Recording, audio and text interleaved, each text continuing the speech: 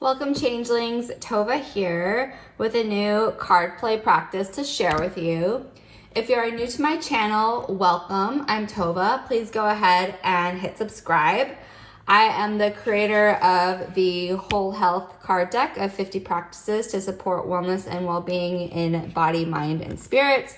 This deck is available on both Amazon and Etsy. Links are in the video description. If those links don't work, check out my website, tovaabelmancoaching.com.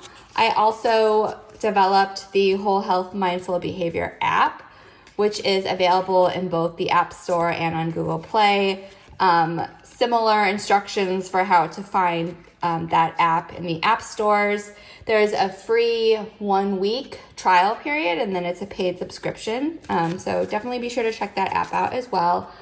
Like I said, today I'm going to be talking though about CardPlay, and I've done a few videos on CardPlay. I'm in the process of organizing a group of people who want to practice CardPlay in a group format. Those groups would be meeting virtually online. If that's something that you're interested in, you can contact me again through my website, tovaabelmancoaching.com. It's really cool to do card play in a group because you kind of get people's different perspectives on, maybe the same image, and you might see different ways to interpret something. People might have different meanings and associations. So it's just a really cool experience.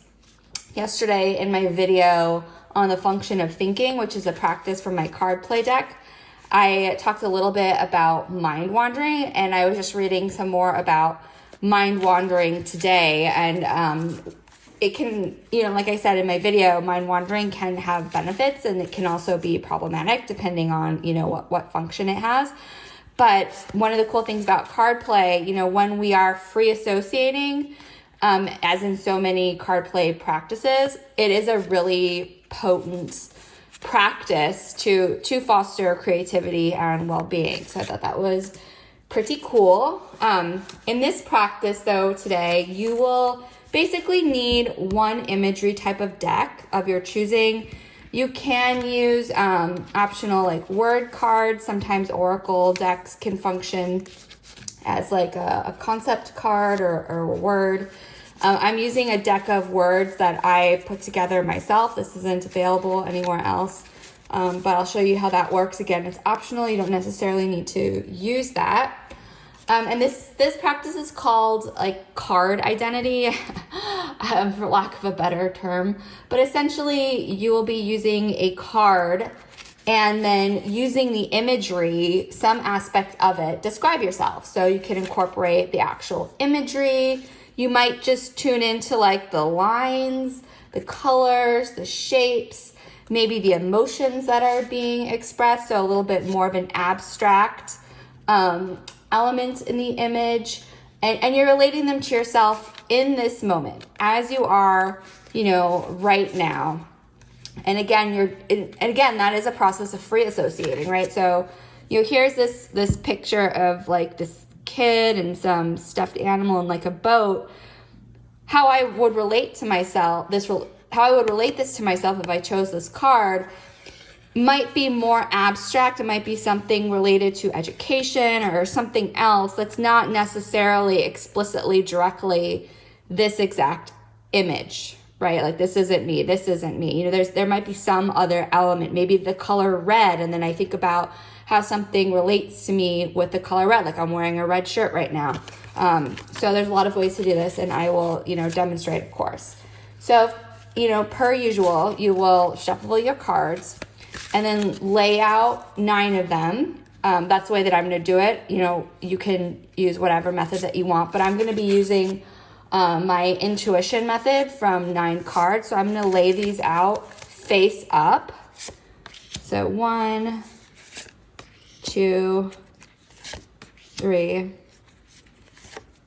4, 5, 6,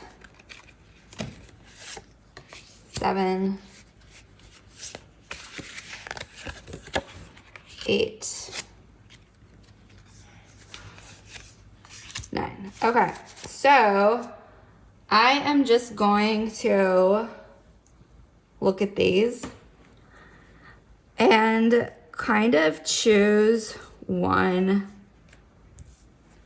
that I want to talk about. So I will stop this video and then I will pop back in once I've chosen my card. And again, you know, it might take you, if you are using an intuition method, this just demonstrates that, you know, it can take time maybe to choose one, and that's okay. Just kind of go with one that you are drawn to for whatever reason. So I'm gonna just sit with these for a moment and then I will pop back in.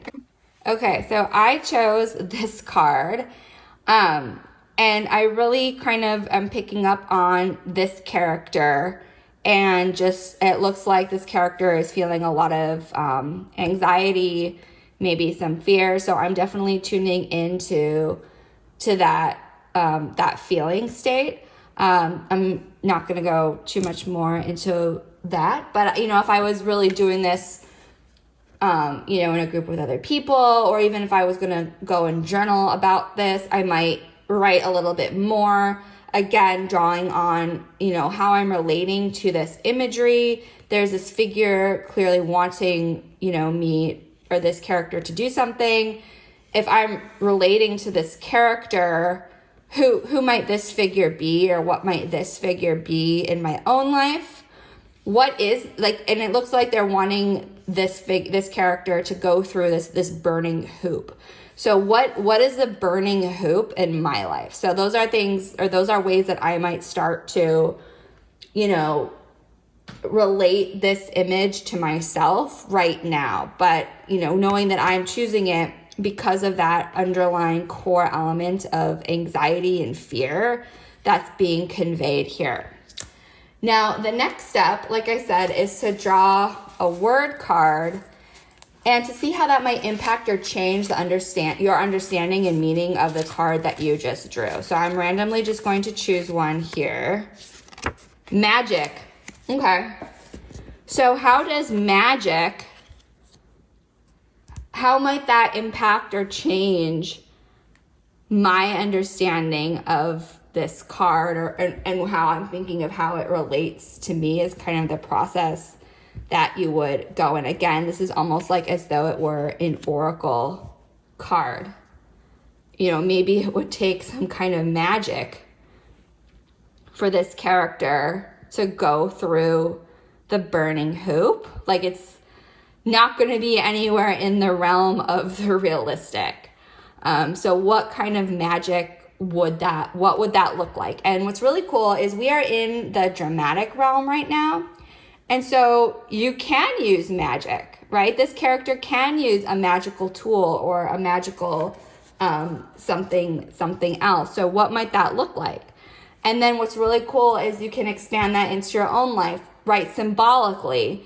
So if there's some kind of a magical like spell or some kind of a magical object that allows this character to move through this burning hoop, back to my life, my own anxiety, what's an object that I might use, or something, some kind of tool or something that I can remind myself of that would help me to overcome that barrier. So there's a lot of directions that you can go. You know, if you chose these same two cards, your interpretation of how magic relates to this image might be completely different than what I just shared, and that is totally fine.